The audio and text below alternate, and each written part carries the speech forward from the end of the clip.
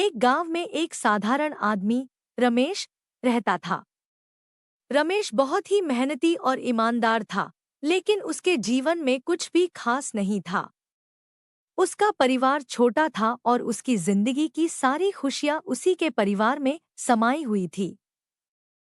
पर रमेश का जीवन कुछ अधूरा सा था। उसे ऐसा लगता था कि उसकी जिंदगी में कोई बड़ी उपलब्धि या खुशी की कमी है। एक दिन की बात है, जब रमेश अपने खेत में काम कर रहा था, उसने एक घायल चिड़िया को देखा। वह चिड़िया बहुत सुंदर थी। उसकी पंखों का रंग इंद्रधनुषी था और उसकी आंखों में एक अजीब सी चमक थी।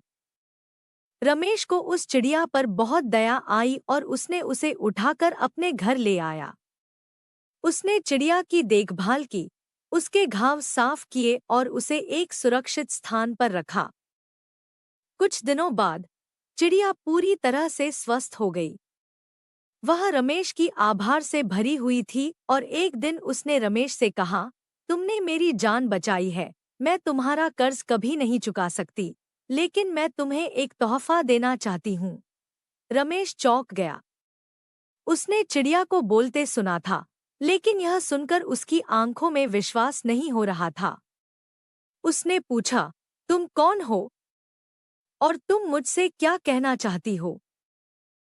चिड़िया ने मुस्कुराते हुए कहा, मैं एक साधारण चिड़िया नहीं हूँ। मैं एक दिव्य पक्षी हूँ और मेरी शक्ति है कि मैं लोगों की किस्मत बदल सकती हूँ। मैं तुम्हें 3 इच्छाएं पूरी करने का अवसर देती हूँ, लेकिन ध्यान रहे ये इच्छाएं बहुत सावधानी से मांगनी होंगी, क्योंकि जो मांगा जाएगा वह हमेशा सही नहीं हो सकता। रमेश की आंखें चमक उठीं।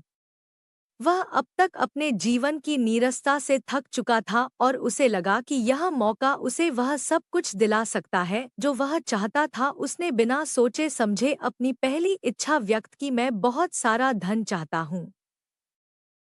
चिड़िया ने एक पल के लिए सोचा और फिर अपनी आंखें बंद की। अगले ही पल रमेश के घर में हर जगह सोने और चांदी के सिक्के और हीरे पन्ने बिखरे हुए थे। रमेश बहुत खुश हुआ और उसने चिड़िया को धन्यवाद कहा। लेकिन धीरे धीरे रमेश को यह समझ में आने लगा कि धन ने उसके जीवन में संतोष नहीं दिया, बल्कि उसे और भी अधिक लालची बना दिया है। उसके रिश्तेदार और पड़ोसी उससे ईर्ष्या करने लगे और उसके पास आने लगे। रमेश अब अकेला महसूस करने लगा। कुछ दिनों बाद रमेश ने दूसरी इच्छा मांगी, मैं चाहता हूँ कि मेरे पास एक बड़ा महल हो जहाँ मैं शांति से रह सकूं। फिर चिड़िया ने उसकी यह इच्छा भी पूरी की। रमेश एक विशाल महल में रहने लगा, लेकिन उसके दिल में वह खुशी नहीं थी जो वह चाहता था। महल बहुत बड़ा था, लेकिन उसमें रमेश अकेला था। उसके पुराने दोस्तों और रिश्तेदारों ने उससे दूरी बना ली थी। वह अब भी संतुष्ट नहीं था। आखिरकार रमेश ने अपनी तीसरी और अंतिम इच्छा व्यक्त की। उसने कहा, मैं चाहता हूँ कि मेरा पुराना जीवन वापस आ जाए, जहाँ मैं खुश और संतुष्ट था। चिड़िया ने मुस्कुराते हुए कहा, यह सबसे बुद्धिमानी की इच्छा थी। असली खुशी बाहर नहीं, बल्कि हमारे अंदर होती है। संतोष और सादगी ही सच्ची संपत्ति है। यह कहकर चिड़िया ने रमेश की तीसरी इच्छा भी पूरी कर दी। रमेश फिर से अपने छोटे से घर में अपने परिवार के साथ पहले की तरह खुश और संतुष्ट जीवन जीने लगा। उसने समझ लिया था कि जीवन में धन दौलत या बड़ी चीजें नहीं, बल्कि छोटी छोटी खुशियों का महत्व होता है।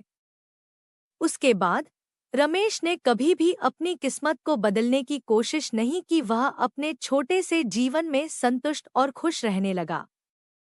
और उस चिड़िया को भी उसने अपने दिल में बसा लिया, जिसने उसे यह सिखाया था कि सच्ची खुशी कहाँ मिलती है। कहानी का नैतिक यह है कि सच्ची खुशी हमारे भीतर होती है और संतोष ही असली संपत्ति है। चाहे हमारे पास कुछ भी हो, अगर हम उसमें संतुष्ट नहीं हैं, तो हम कभी खुश नहीं रह सकते। इसलिए जो हमारे पास है उसी में संतोष रखना चाहिए और जीवन की छोटी छोटी खुशियों का आनंद लेना चाहिए।